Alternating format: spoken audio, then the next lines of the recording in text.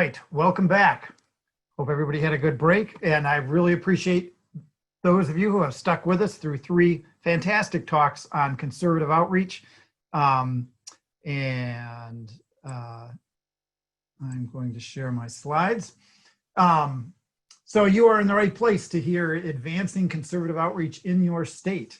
A couple of quick housekeeping items I've reviewed in front of the other ones. All the lines are going to be muted. If you have questions, please put them in the chat and direct those to Ask Me Todd or Ask Me Amanda. And all of the slides and presentations will be posted to community along with recordings of the videos. If you registered for this conference, you will be getting a link to those hopefully by Tuesday of this coming week. So to this point on this track, we had I don't know which of you have bounced around and which of you have stuck in one track. But on this line, we've had 3 speakers designed to speak about conservative outreach inside CCL and present ideas to you on how we all can be more effective in our conservative outreach. We started with Alex Flint illustrating how conservatives frame carbon pricing and a little bit of nuance on what's going on the Hill.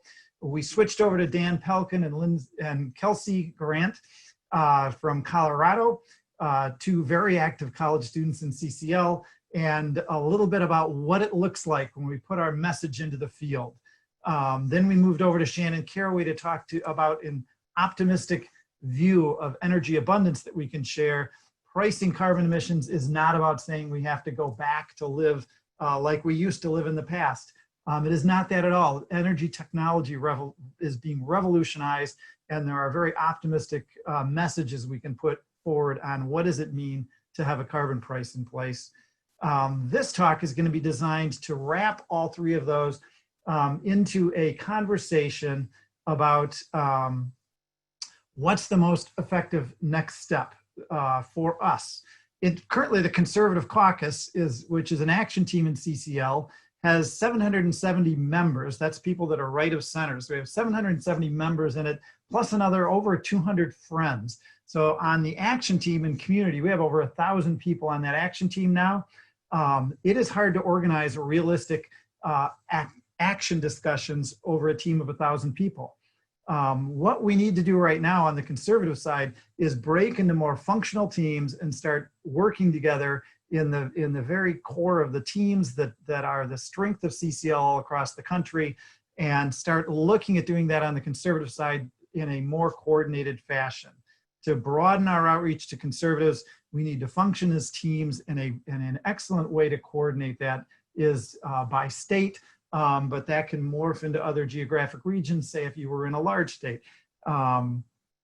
So the 3 main points in the talk today is that the state teams can be very effective at focusing our conservative outreach as we all ask ourselves, what can we do in this space to reach and engage more conservatives? A second main point is to plant in your mind the idea that if you are conservative, would you consider being a state conservative lead? It's a challenging position, and it's a fun position. You get to interact with a lot of great people, and you really are involved in moving the ball forward.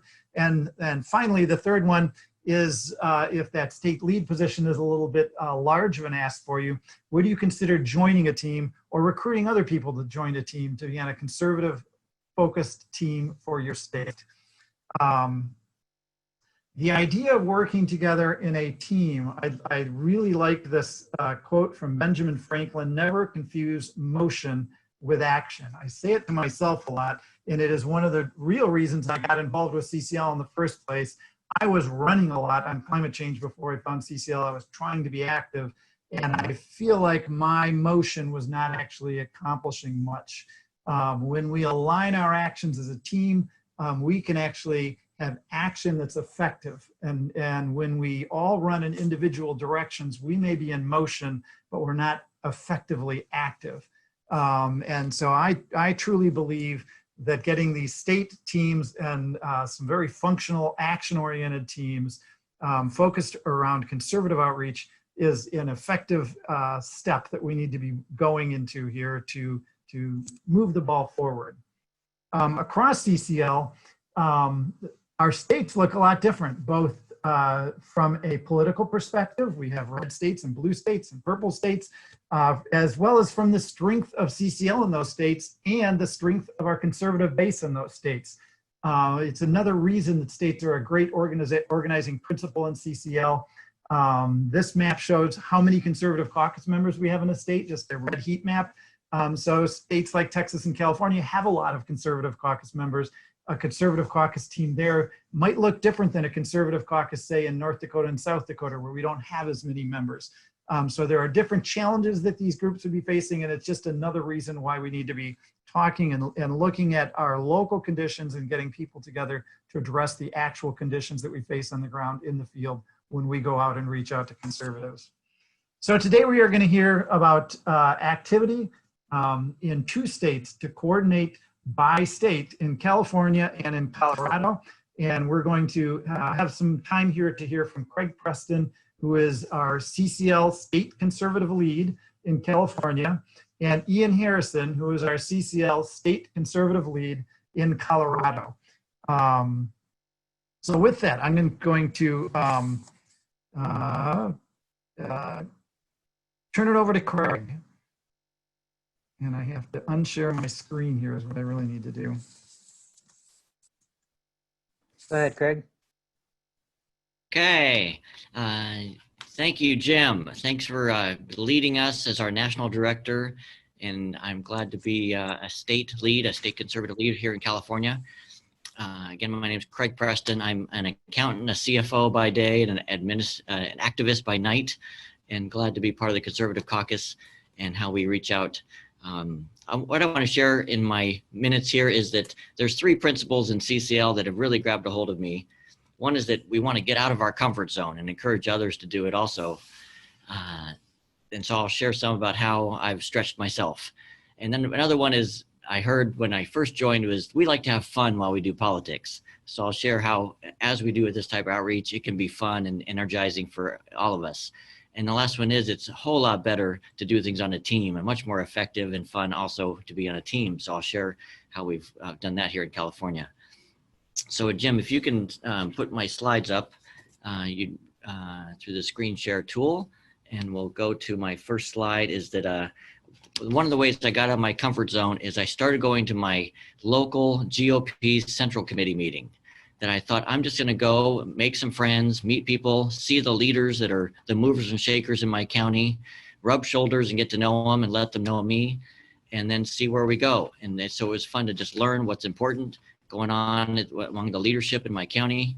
And then I joined a Toastmaster club that they sponsored and got to know and contribute to a lot of things that were going on through that.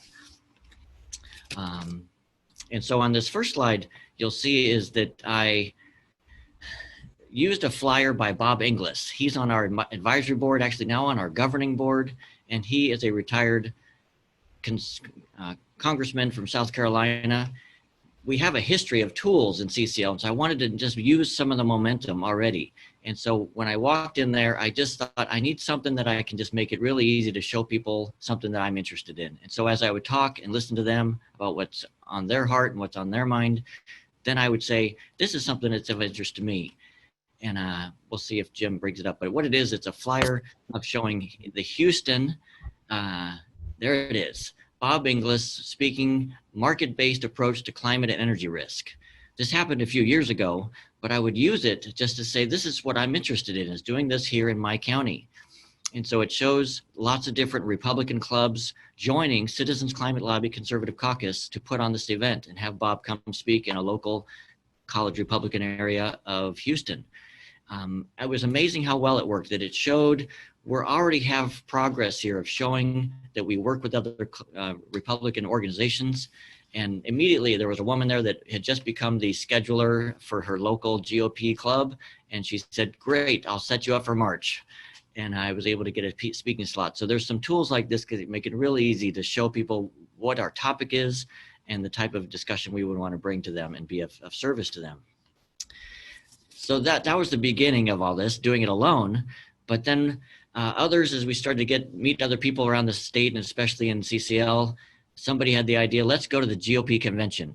With a little bit of nervousness, we set that up and found some others that would come help. And we used things like this, that how can we just use some of the momentum, I said, of some of our GOP leaders.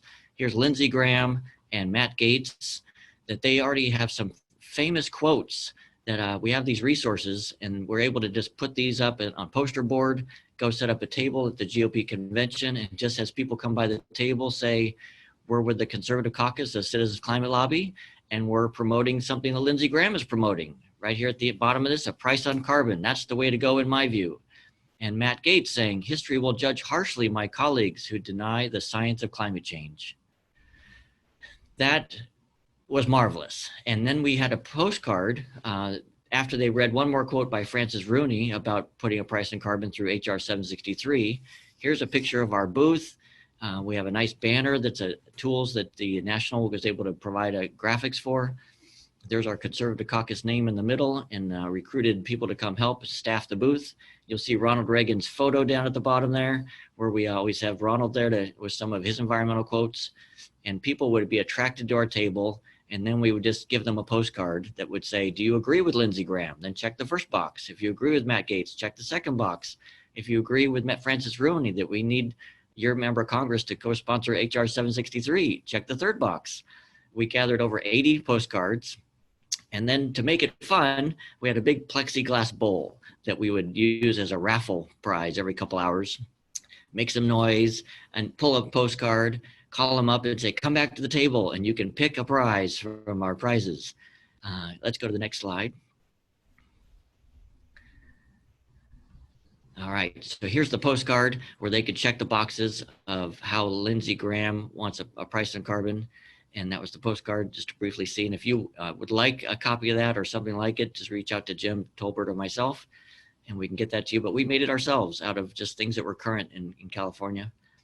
And then the next slide shows, here we are even getting an interview with a local conservative radio show, a news show, coming and interviewing some of our volunteers. These two ladies are actually now on staff with CCL, and they did a great job staffing the booth that day and getting interviewed and making our message go wider and wider. We also had, you can see we had some red, white, and blue candy on the table, different ways just to make it friendly so people would come and want to listen. There's a poster there of, we just featured the 36 Republican members of the Climate Solutions Caucus at the time. And so they see familiar faces and see that it's safe to come out of that corner, and we're seeing more and more of that. Where I want to go next is that how can we continue to build on this? And so as we had success at the GOP convention, it would lead us to be able to speak more. People would invite us to come to their local club and speak to them. But there were friends of the caucus, people that leaned left that wanted to help. And we found a way for them to be schedulers and set us up. And so as my list grew of people in California that wanted to be on this team as a member, then I would mark down who were presenters, and then I would also have friends of the caucus maybe be schedulers and set us up. They'd call up GOP clubs, and that really helped boost our outreach around California. Another way I want to mention that these friends of the caucus have helped over time, that in California we've got a lot of people in the state. And some is they would be schedulers, they would help out at the table, and also be funders. We raised money to pay for the expenses of the tabling events, as well as raise scholarships for people to go from conservative districts, purple and red districts, so we could have more constituents go. And that's been marvelous. For the first year we did that, there was 5 young people that were sent to DC, then 10 the next year, 15 the next year. We would have had 30 this year if we were in DC, but we're doing it virtually. But the next time we go, we've got that money now to send people from these more red and purple districts, so we have more representation. And we're really glad to have the Friends of the Caucus support us. A key point was somebody challenged me to have a monthly call, and I was a little nervous, but here I go to find a way to stay in touch with these new volunteers and how they wanted to reach out conservatively. And so through a list that was provided to me, and then through Jim Tolbert's resources, I could email out to people in California that already wanted to be involved with something like this, and then have a monthly call. Then somebody said, how about if you have a guest speaker? And so each month it's fun to bring a conservative member of CCL or outside of CCL to come speak to us. Shane Skelton comes to mind, that he used to be an energy aide to Paul Ryan, and he's moved to California, and he was able to get connected to me. He then also became a speaker at our regional conference to speak on conservative issues, and was really glad to be there. A key part of being a state conservative lead is just being a go-to person, that the group leaders, the state coordinators, and the regional coordinator have somebody to go to with questions of, do you have people that can help me at this more conservative leaning tabling opportunity? Or we need people for a lobby team, or we need speakers for our regional conference. And so I'm glad to have helped in those ways. And as I said, we're stronger when we work on a team. And so I encourage you to get out of your comfort zone, go have fun while you're doing it, and work in a team. Back to you, Jim. Yeah, so with that, let's move it over to Ian from Colorado. Thanks, Jim. Hi, everybody. My name's Ian Harrison. Questions often asked is, why am I in CCL? And it's a very simple answer. I'm a conservative. I'm very concerned about climate change. And as far as I'm concerned, carbon fee and dividend and a price on carbon is the solution. Now, in terms of a role as a state conservative lead, I find it a particularly rewarding role.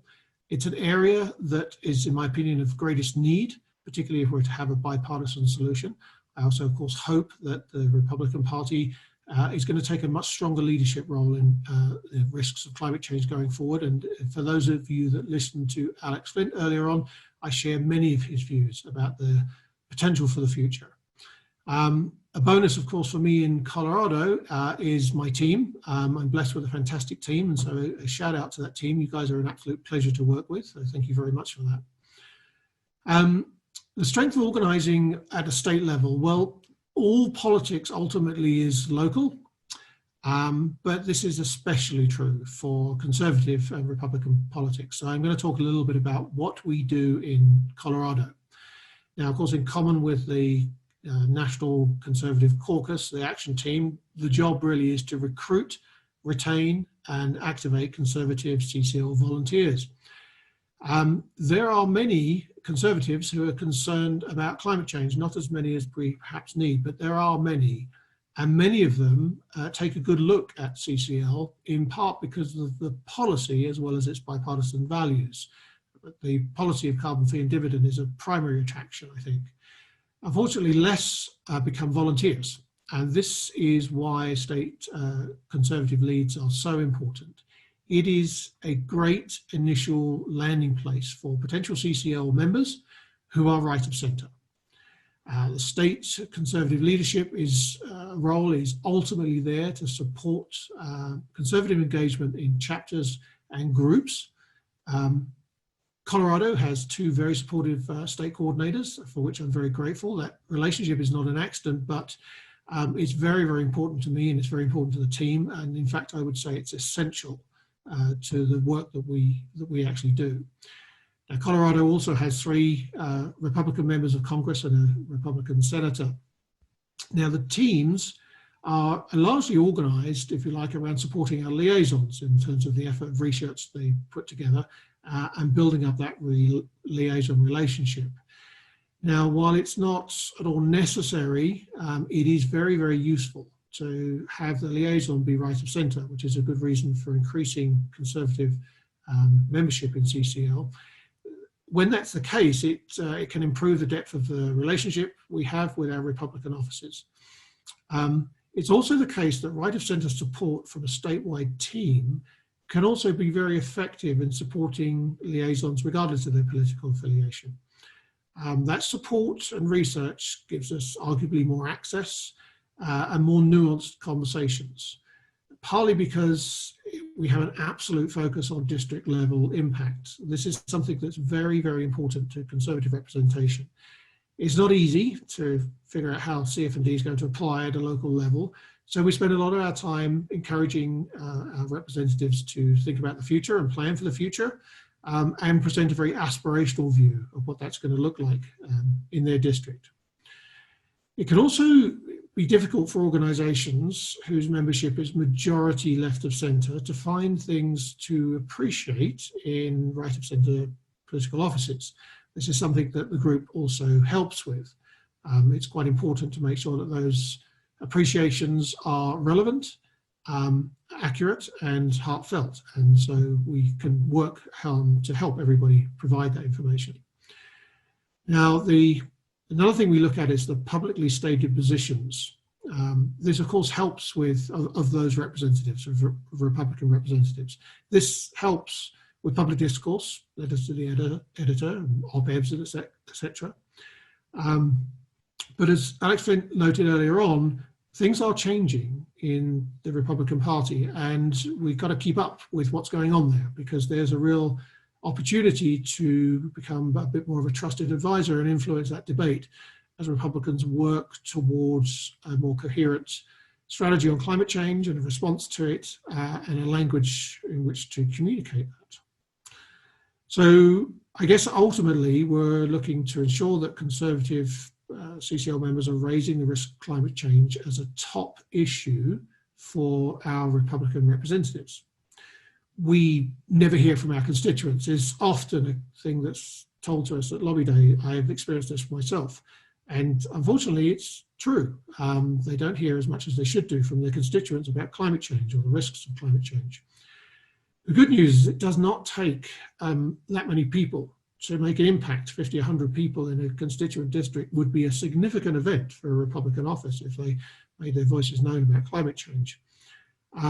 But the way in which that message is articulated, it really does matter. And so one of the jobs, if you like, of a state level organization around a conservative outreach is to make sure that we're using language that is both appropriate, bipartisan, fits with CCL values, but actually is something that's well understood by Republican officers.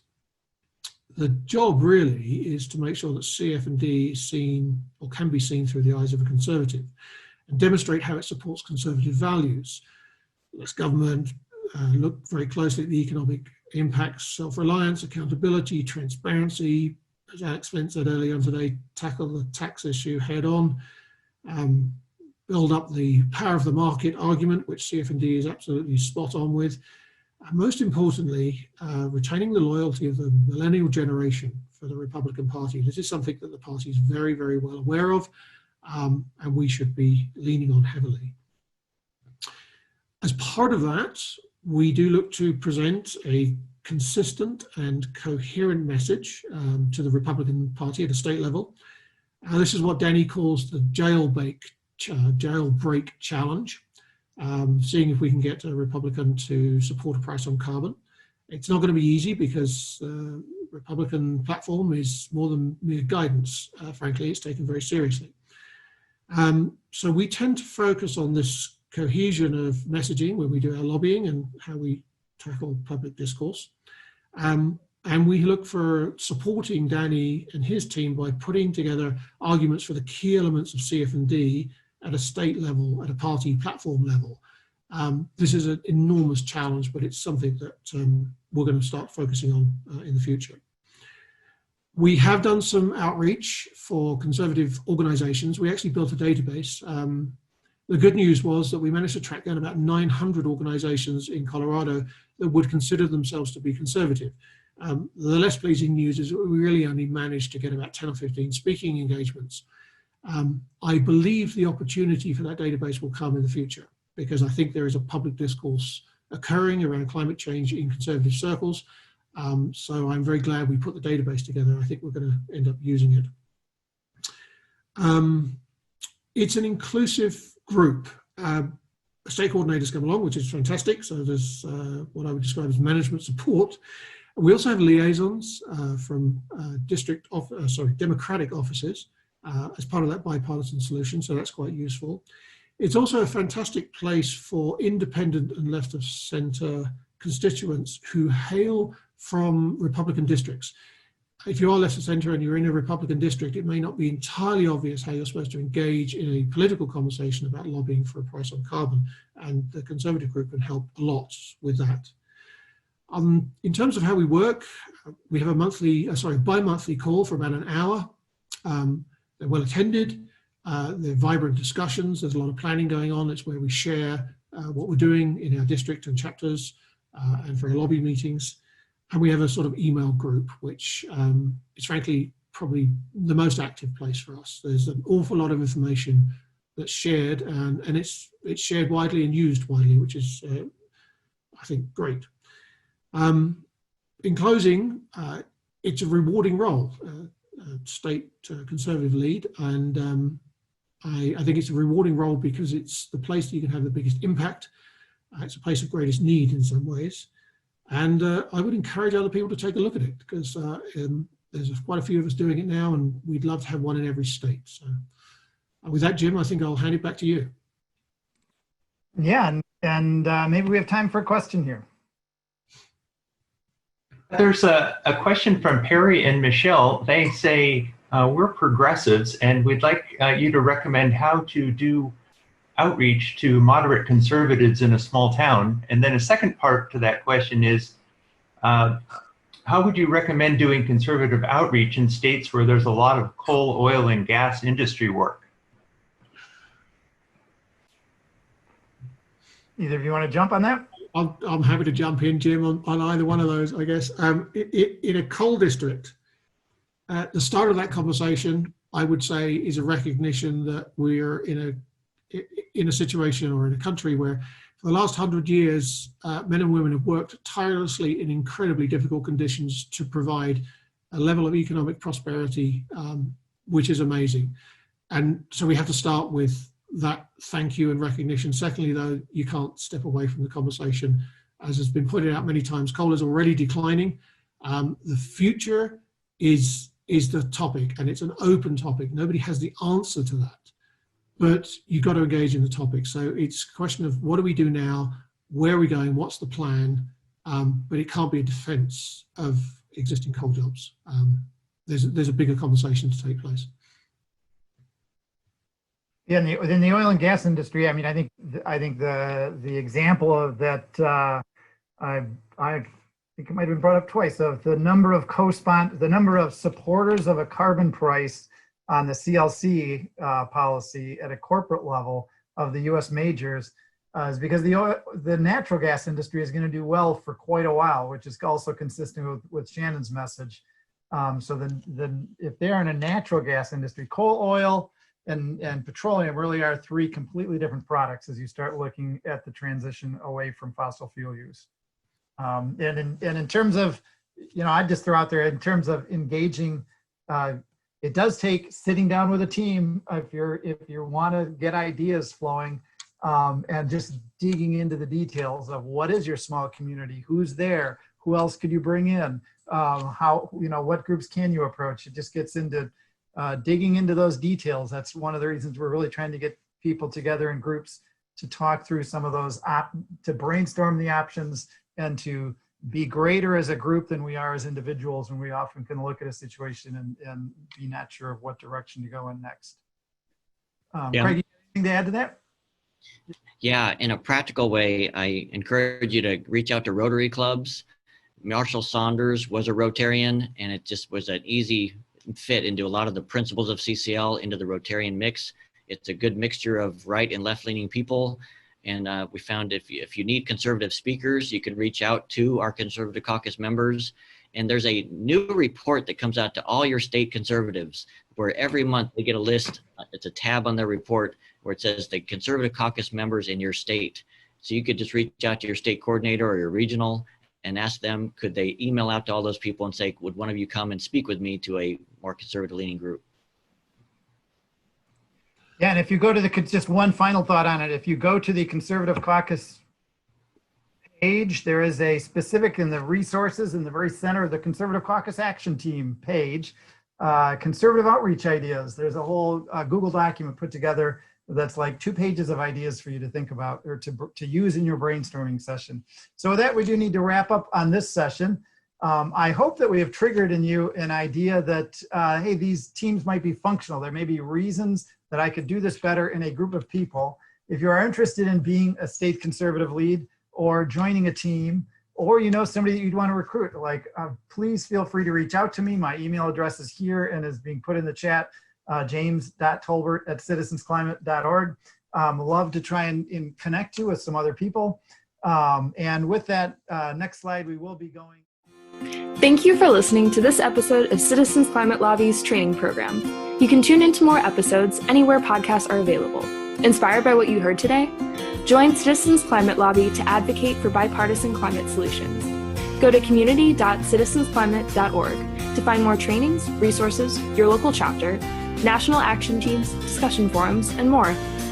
Be sure to like our Facebook page and follow us on Twitter and Instagram @CitizensClimate. We also invite all of our listeners to subscribe to our YouTube channel for more inspiration. And together, we are creating the political will for a livable world.